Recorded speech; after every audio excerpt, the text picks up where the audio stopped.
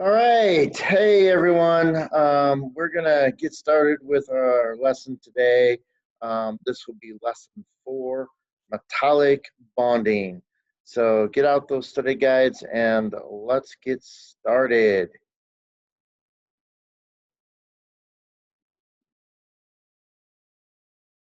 All right. So we've already discussed ionic bonding.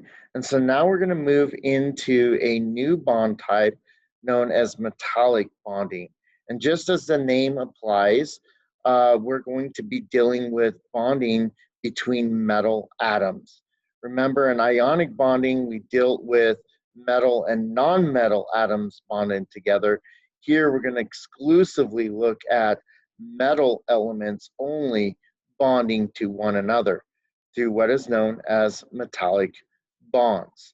All right.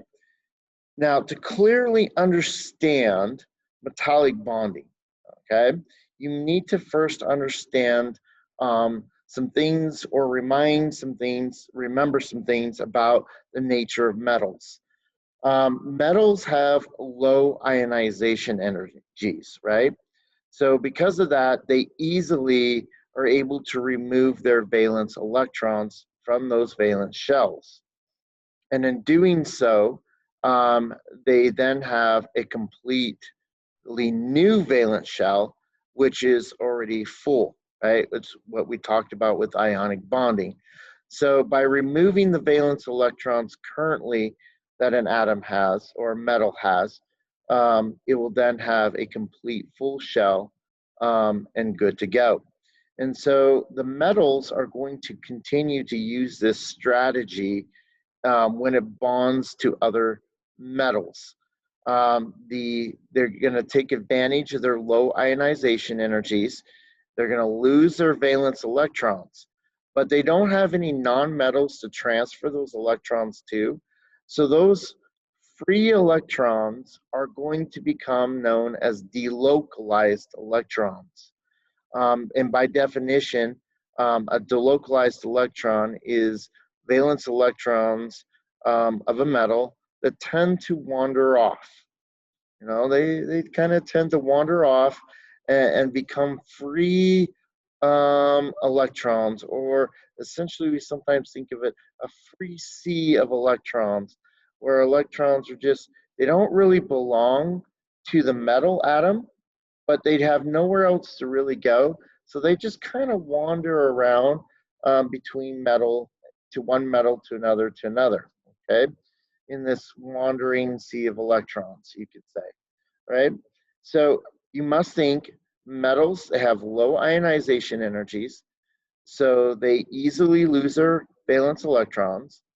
So they're going to tend to do that, and these free electrons are going to be delocalized electrons, meaning they're just wandering around from metal to metal. They don't belong to any particular metal, but they don't really have anywhere else to go but to stay within a network of metals.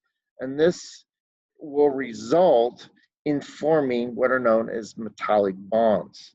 Okay, so let's do that, metallic bonds. So by definition, a metallic bond is a very strong, and it is a very strong electrostatic force that occurs between the delocalized electrons from those metals, those free wandering electrons, and then the positive metal ions. Because remember, once those electrons are free, they've been ionized, then the metal itself becomes a cation, a positively charged ion, because it really technically has lost those electrons, right?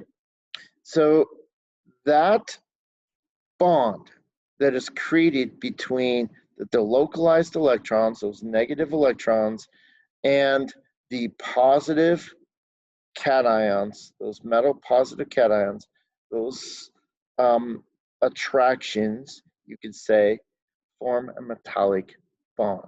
And it is a strong electrostatic force, okay? And that is what's responsible for holding all metals together. So if you think of like a sheet of copper or copper wire or copper in general, A copper sheet or wire is made up of tons of copper atoms. And all of those copper atoms have loose or free delocalized electrons that wander around from metal atom to metal atom, and that creates the metallic bond structure and therefore creates those sheets of metal or wire, the copper wire or whatever else, okay? And that's how we bond metals together. Let's take a model diagram of this, okay? This what we're looking at is a metal. This is actually gallium, okay, the metal gallium. And you can see that in the solid structure of gallium, it forms these nice crystalline structures. They're really actually really cool crystal structures in gallium.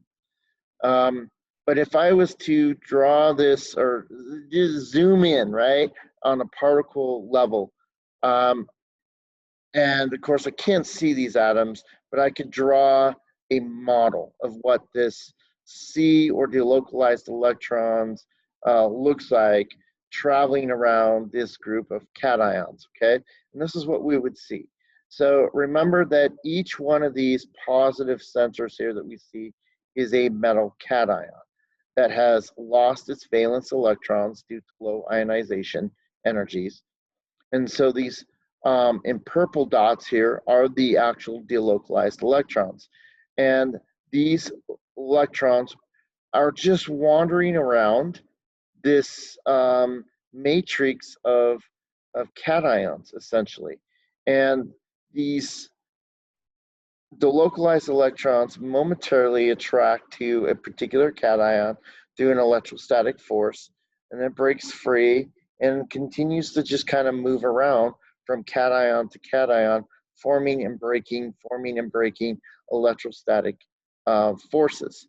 But these bonds that are, these forces that are being created and broken are super strong overall. And therefore, it results in the structure of these, or crystalline structures of these metals. And as a side note, it is these delocalized electrons that are still running around these metal atoms that give the metals its interesting properties. It allows for electricity to move through the metal, allows for heat conduction really well through the metal, allows the metal to be bendable or malleable. So really, the properties of metals are all based on the delocalized electrons, these free wandering electrons around these positive cation metals, you know, essentially, okay? So that's metallic bonding in a nutshell. That's all I really have to say about metallic bonding right now. Later on in the year, we'll get into it a lot more and focus on the properties that results in metallic bonding.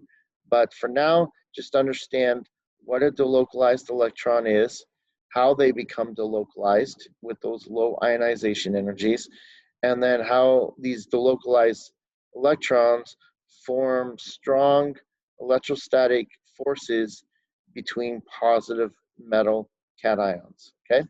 And form these complex metal compounds, essentially. These metallic compounds, they're the result of these metallic bonds, okay?